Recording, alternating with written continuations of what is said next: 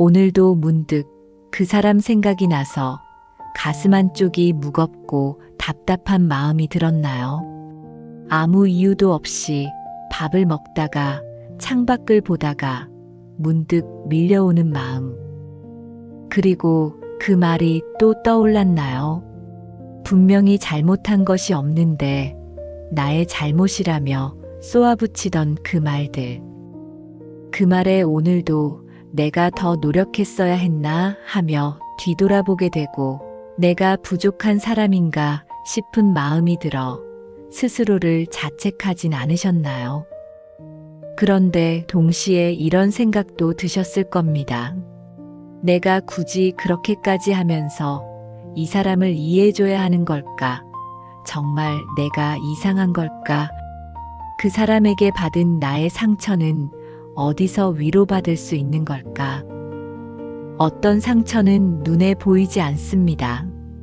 뼈가 부러지거나 피가 나는 것도 아닌데 마음 어딘가가 오래도록 아픕니다. 그 사람 곁에 있는 동안 나는 늘 무언가 부족한 사람 같았고 그 사람 눈치를 보며 그 사람을 맞춰줘야 했습니다. 그 사람이 떠난 뒤에도 그 감각이 쉽게 가시지 않습니다. 오늘은 그 이야기를 해보려 합니다.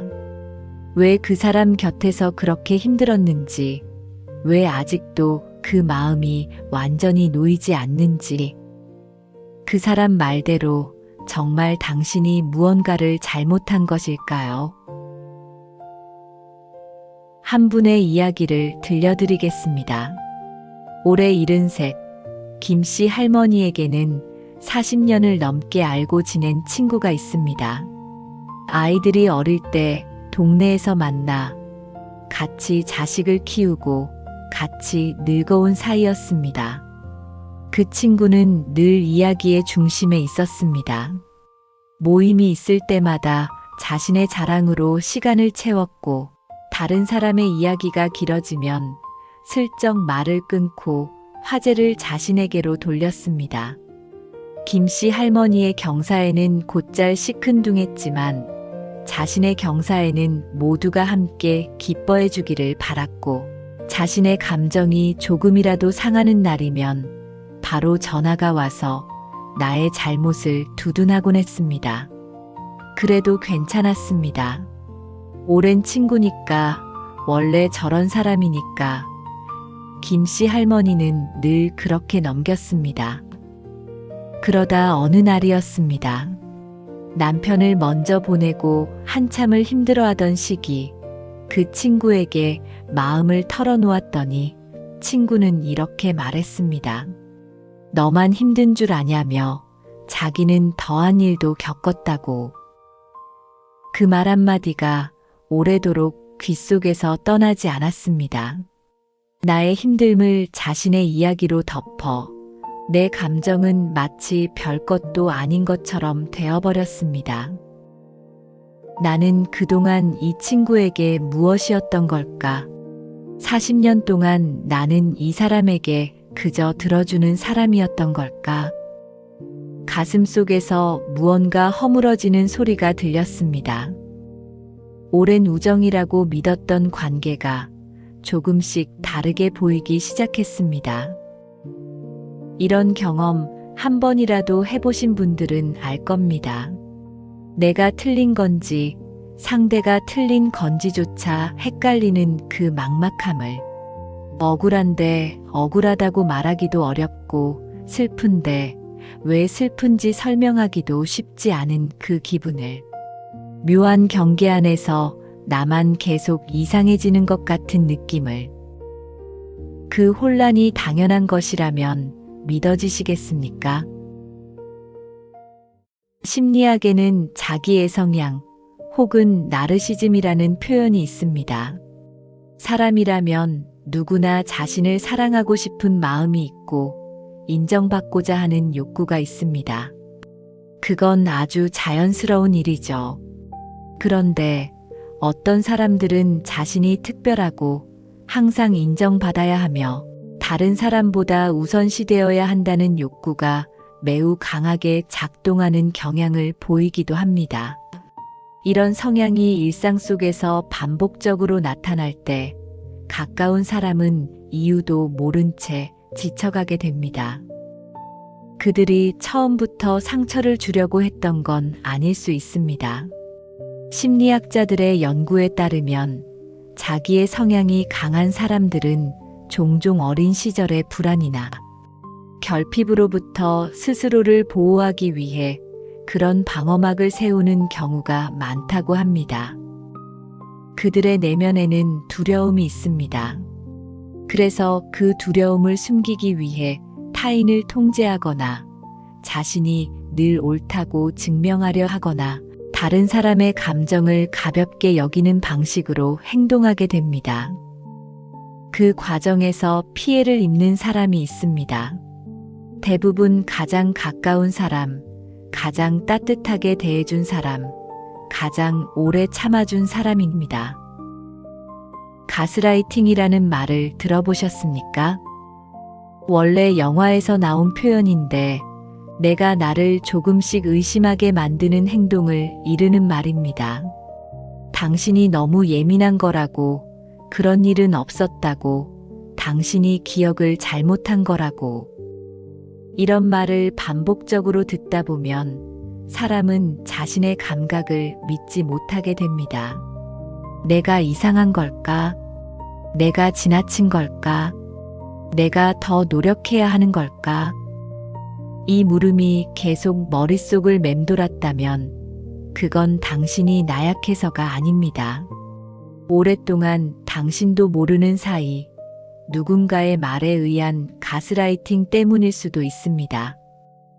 이는 특히 남을 많이 배려하고 마음을 쓰는 분들이 더 많이 경험하게 되는 매우 자연스러운 반응입니다. 저는 가끔 이런 상상을 해봅니다. 오랜 시간 무거운 것을 들고 걷고 있는 한 사람에 대한 상상입니다. 그 사람은 산을 오를 때도, 비가 올 때도, 몸이 아플 때도 그 짐을 내려놓지 않았습니다. 그 사람은 왜 이 짐을 들고 있는지조차 잊어버린 채 그냥 들고 있는 것이 당연한 줄 알고 살아왔습니다. 그런데 어느 날 누군가 묻습니다. 그 짐 처음부터 당신 것이었습니까? 그 말을 듣는 순간 어깨가 무너지듯 뭔가가 풀리는 느낌이 들었습니다.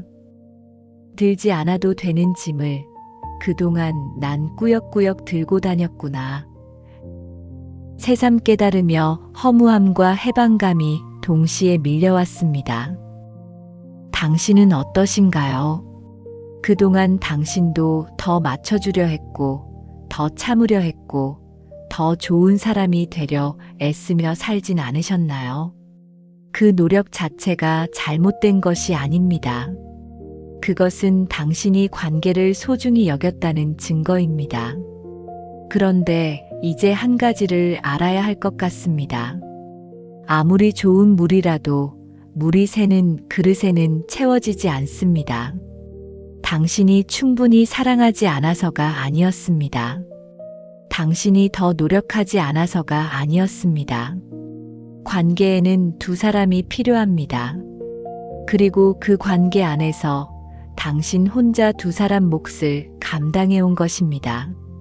아무리 좋은 물이라도 물이 새는 그릇에는 물이 채워지지 않는 것과 같습니다. 심리학자 크리스틴 네프 박사는 자기 연민에 대해 이렇게 이야기합니다. 우리는 친구에게는 그토록 따뜻하게 대하면서 정작 자신에게는 가장 가혹한 판사가 된다고. 상처를 받은 뒤에도 우리는 스스로에게 묻습니다. 내가 뭘 잘못했지? 내가 어떻게 해야 했지? 그 물음을 이제 이렇게 바꿔보면 어떨까요? 나는 오랫동안 참 많이 애썼구나. 그것만으로도 충분해. 나의 애씀을 내가 알고 있어. 상처받은 뒤에도 자신을 탓했다면 이제는 그 마음에 먼저 따뜻한 말 한마디를 건네보세요. 오늘부터 할 수 있는 아주 작은 것들을 말씀드려도 될까요? 거창한 것이 아닙니다. 오늘 하루 딱 이만큼만 해보시면 어떨까 하는 마음으로 드리는 이야기입니다. 첫 번째는 그 사람을 향한 물음을 잠시 내려놓는 것입니다. 왜 그랬을까? 왜 나한테 그런 말을 했을까? 어떻게 하면 관계가 나아질까? 이 물음들은 대부분 답이 나오지 않습니다. 자기의 성향이 강한 사람을 이해하려는 노력은 종종 나를 더 지치게 만듭니다. 그 어떤 질문에도 그 사람에 대한 정답은 찾기 어려울 거예요. 그러니 오늘 하루만큼은 그 에너지를 상대에게서 거두어 나에게로 가져오시면 어떨까요? 나는 오늘 어떤 기분인가? 나는 지금 무엇이 필요한가? 두 번째는 당신의 감각을 다시 믿어보는 연습입니다. 그분들 곁에서 오래 지내다 보면 자신의 감정이 맞는지 틀린지조차 잘 모르게 됩니다. 그런데 당신이 아프다고 느꼈다면 그것이 지금 당신이 느끼는 진짜 감정일 것입니다. 그 감각을 의심하지 않아도 됩니다. 오늘은 나의 감정에 집중하고 나의 느낌을 믿어보시면 좋겠습니다. 세 번째는 아주 작고 사소한 것으로 나를 기쁘게 해주는 것입니다. 좋아하는 음악 한 곡, 따뜻한 차 한 잔, 오랫동안 가고 싶었던 길을 잠깐 걷는 것 같은 나를 위한 무언가를 해보시면 어떨까요? 이것이 자신을 돌보는 일의 시작입니다. 지금까지 다른 사람을 위해 써온 마음의 온기를 오늘은 조금 나를 위해 써보시면 어떨까요? 자기의 성향이 강한 사람 곁에서 오래 지낸 사람들은 관계가 끝난 뒤에도 자신에 대한 의심이 오래 이어지는 경향이 있다고 합니다. 이것을 전문가들은 정서적 잔향이라고 표현하기도 합니다. 그 사람은 이미 멀어졌는데 그 사람의 말과 시선이 아직도 내 마음속에 살아있는 상태. 이것이 당신의 약함 때문이 아닙니다. 오래 반복된 경험은 뇌의 회로에 흔적을 남긴다는 것을 신경심리학자들은 오래전부터 이야기해왔습니다. 하지만 그 회로는 바뀔 수 있다고 합니다. 새로운 경험, 새로운 관계, 따뜻한 자기 인식을 통해 사람의 마음은 서서히 회복된다고 합니다. 그 사람이 떠난 뒤에도 마음이 쉬이 풀리지 않는다면 그것은 당신이 약해서가 아닙니다.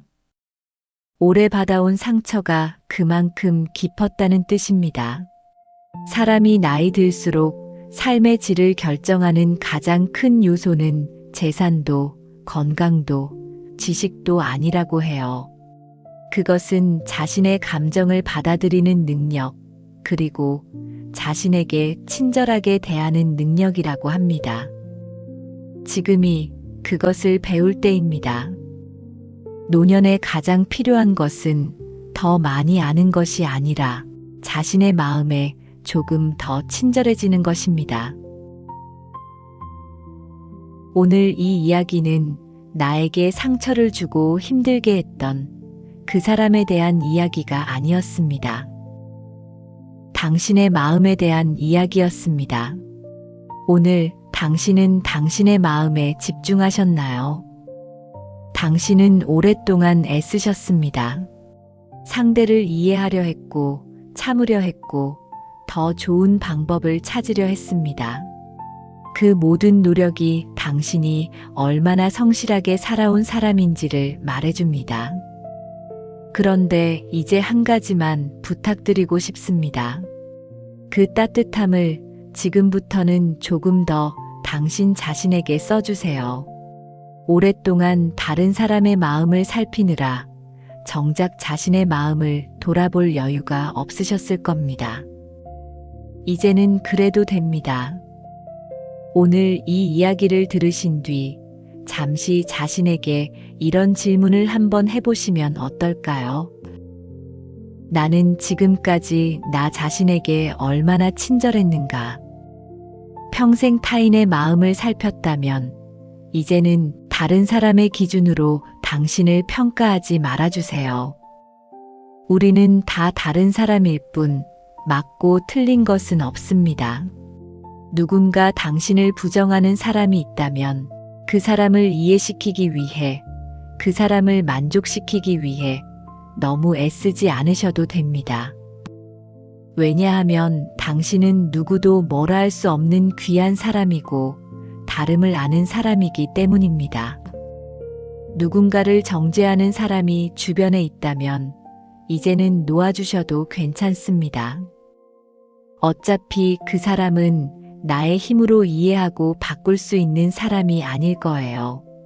대신 그 에너지를 당신을 위해 사용해 보시면 어떨까요?